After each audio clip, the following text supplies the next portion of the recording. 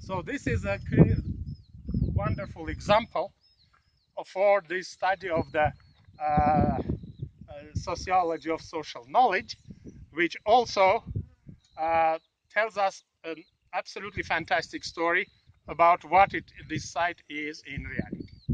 I just mentioned to you the work when we were at Khanzoresk of Stepan Lisitsyan, the Armenian ethnographer, who was one of the first generally scholars to come to this region. So he was the first to come to Stepan, we can say, academically discover this site. And in 1931, he published the first article in St. Petersburg in Russian, in the Proceedings of the Russian Academy of Sciences, writing this Karahunj Dash, because there were two names, both used by Armenians and by Azeri Turkic population, which means stone warriors, in Armenian Zorats Karer. And here was a very not multi-national, at least, environment.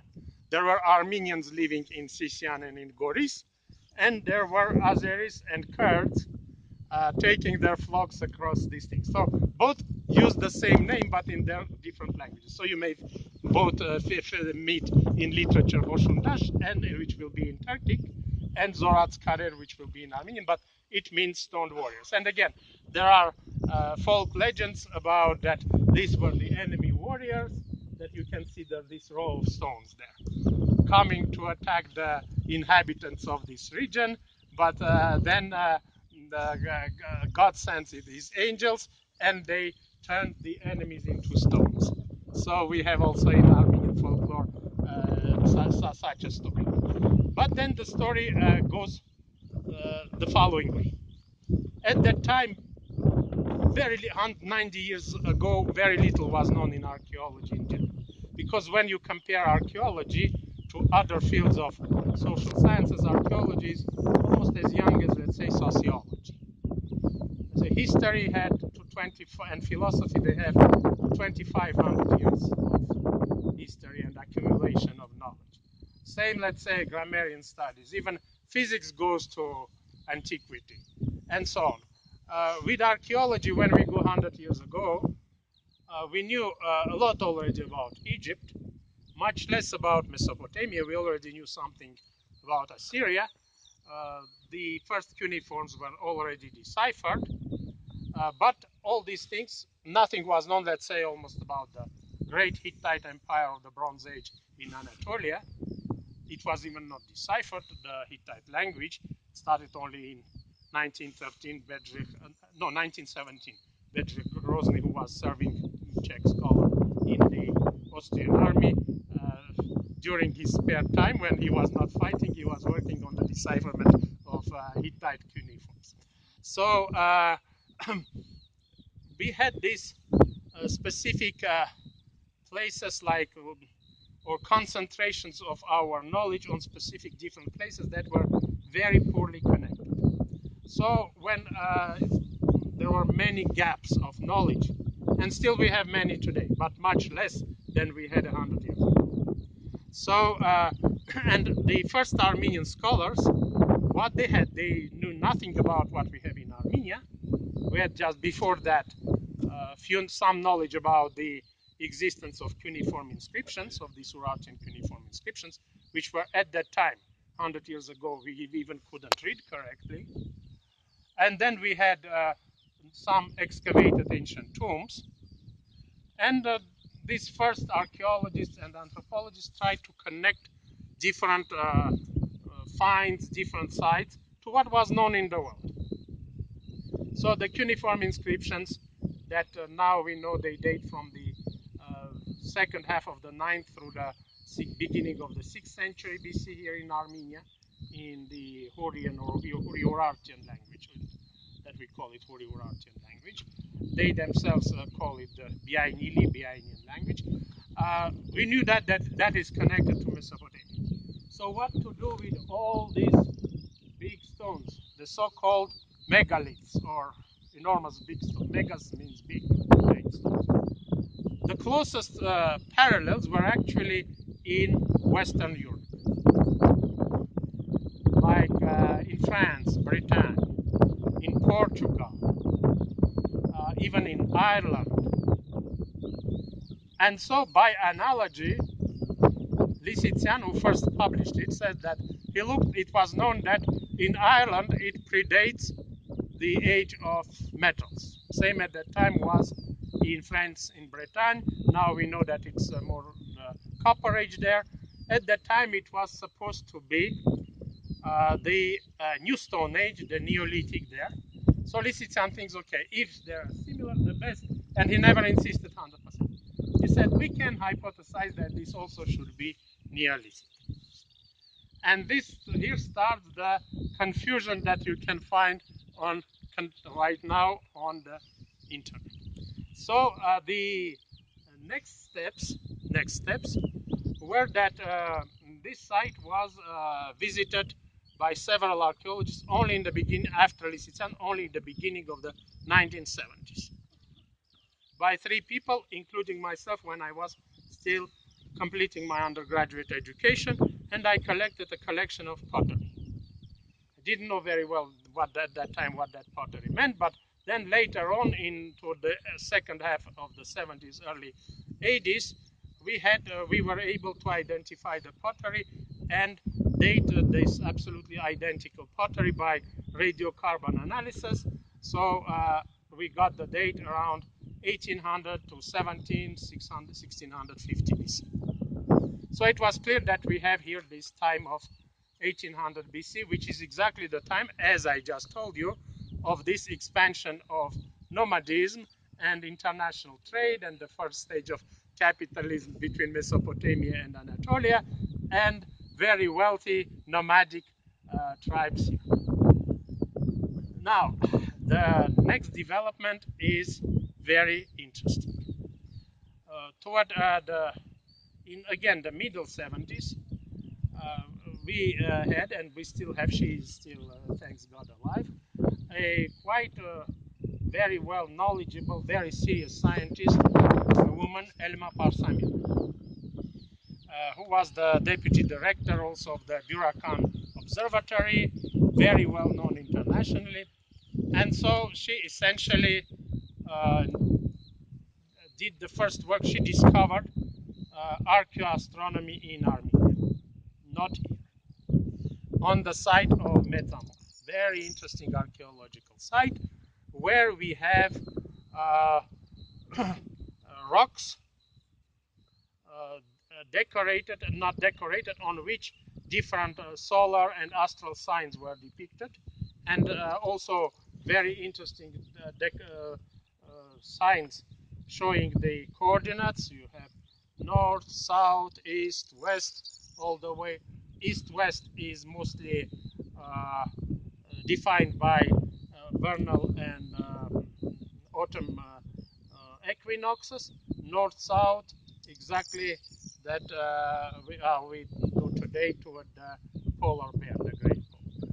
So, and also we have, together with that, from other, again, Bronze Age tools, it all mostly dates sometimes 3,000 years plus BC. No, excuse me, 1000 BC, BP, 3000 BP, so late Bronze Age, early Iron Age, maybe up to, it starts somewhere up to the end of this period of Middle Bronze Age, 1500 BC. Together with that, we have very interesting models in metal of the solar system, for example. Very, very interesting. Now, but then comes another, at that time, a very famous member of National Academy and professor, who is a radio astrophysicist.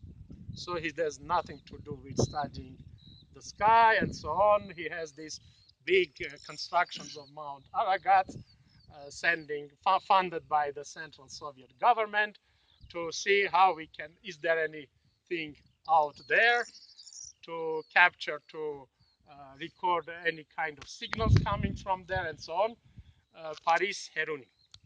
Wow, I read this book. What a bullshit book. absolutely bullshit. so, and then all the story that you see in the internet about uh, about this site Zorats Karer, it's about contemporary gender discrimination, current women's discrimination, because Paris said, how come that Elma can be the founder of archaeoastronomy in Armenia? It's impossible for a woman. A woman cannot be. He said that at the meeting of the National Academy of Sciences. Oh. And 2 years later, he comes here and he says, oh, what you see here in Zorats Karer, it's essentially these rows of stones that have these holes on top. You can see one hole over there, right here.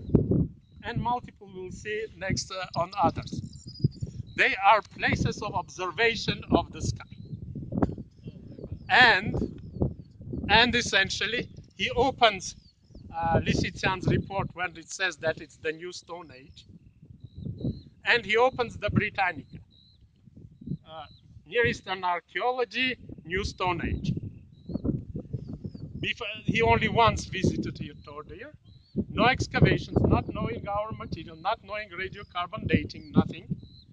In the Britannica it says 7,500 BC, it's New Stone Age, Neolithic in the Middle East. And so he declares this is also, since Sisian said that it is Neolithic based on France, this is also Neolithic, but it dates in the Middle Eastern terms, so it's 7,500 BC.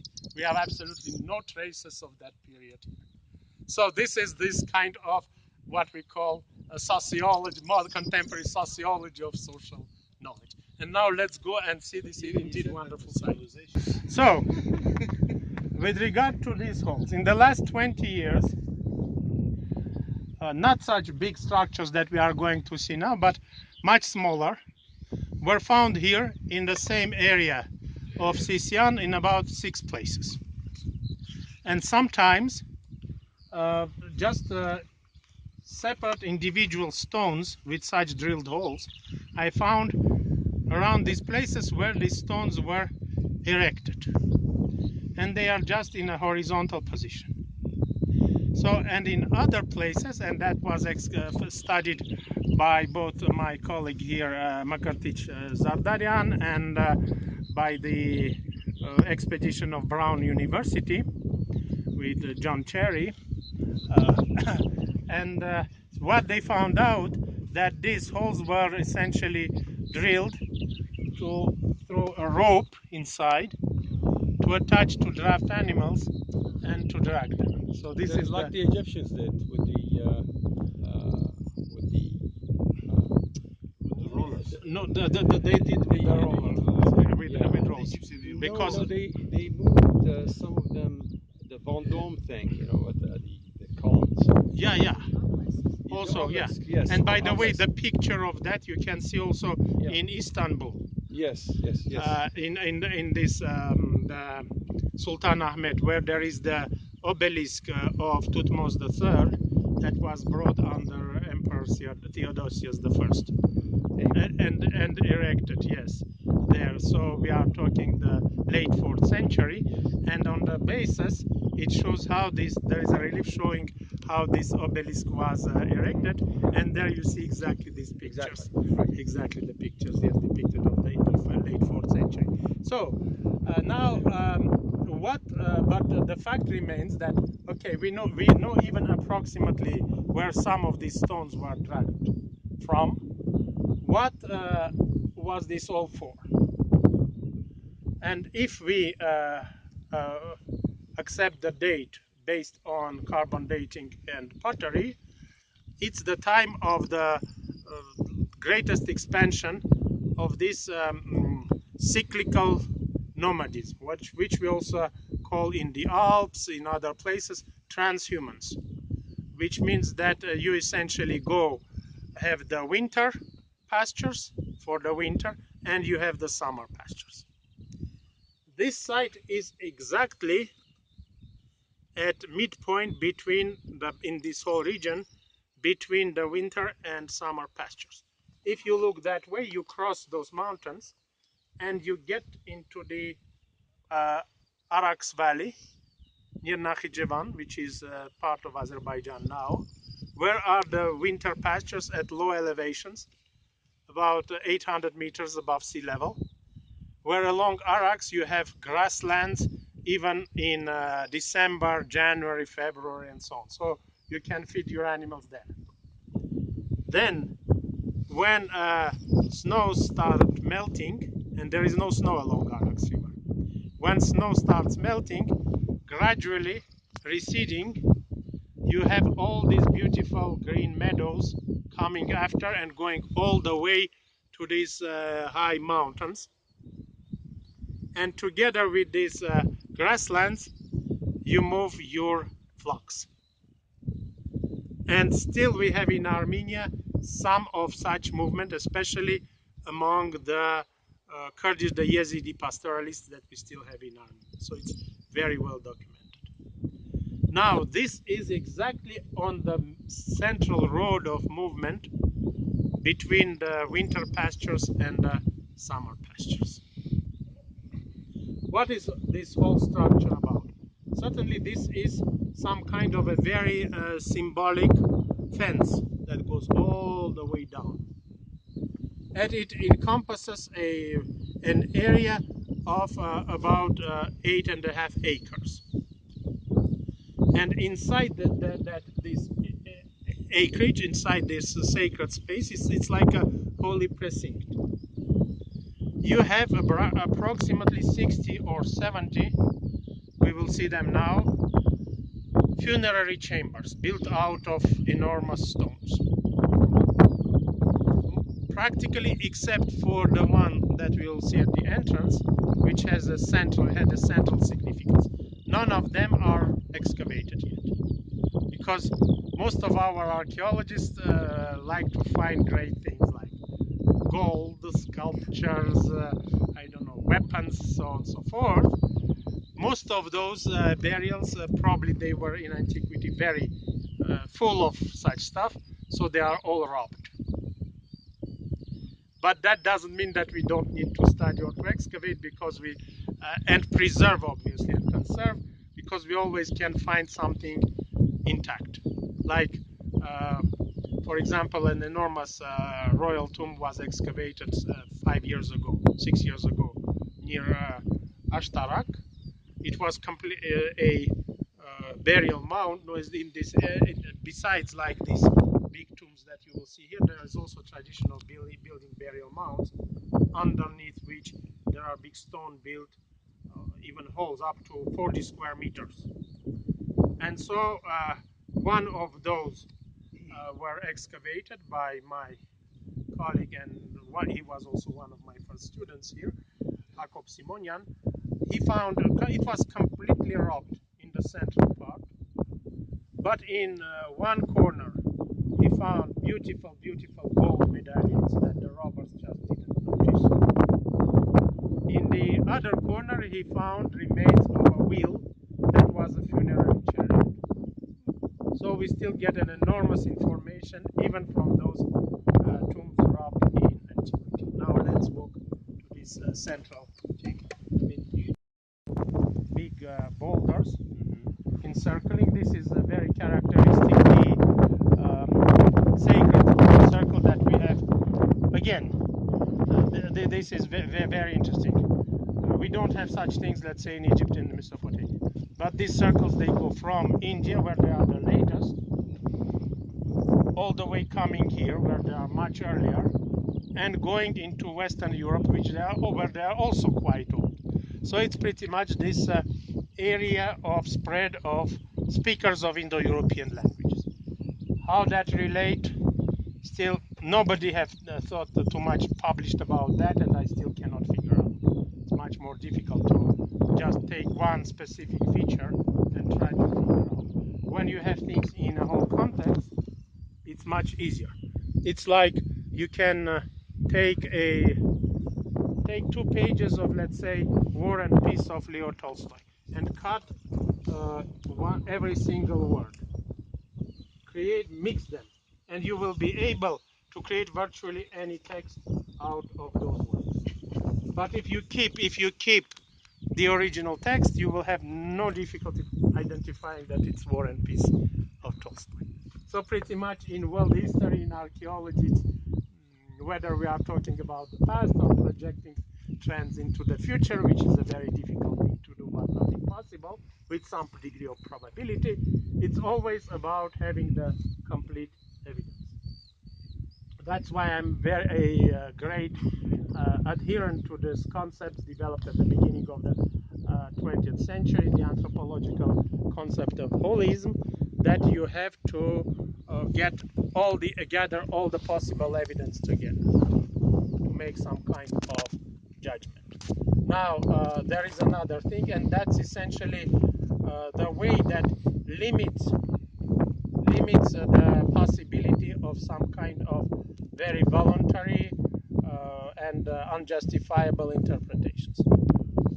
Because the same thing when I'm thinking about many social theories and even scientific theories, and I'm not alone, it's what we see very often is the cherry picking of facts. If there is some kind of a situation, you have some kind of a theory, and you cherry pick the facts that support your theory and do not focus on facts that oppose your hypothesis or theory. And this is exactly how the essentially Trump's talk about alternative facts, by the way, can be academically, scientifically justified. Because the interpreters, the fact is fact by itself. But if the commentators or interpreters or analysts, they cherry pick 20 facts and there are 50 facts speaking against that, that's when this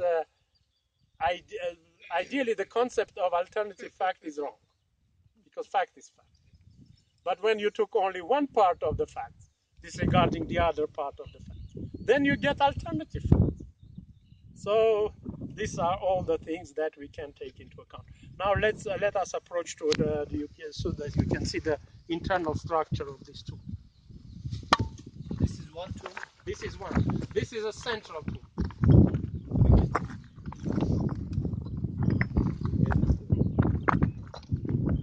Central in its importance because it has its own separate circle of these standing stones. If you look here around, it had an entrance from that side.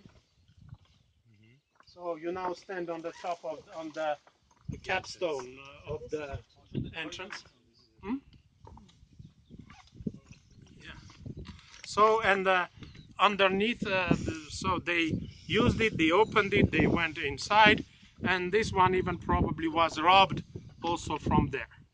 But I don't think that it's actually completely excavated up to the bottom. So there is still work to be done here. There is still work to be done.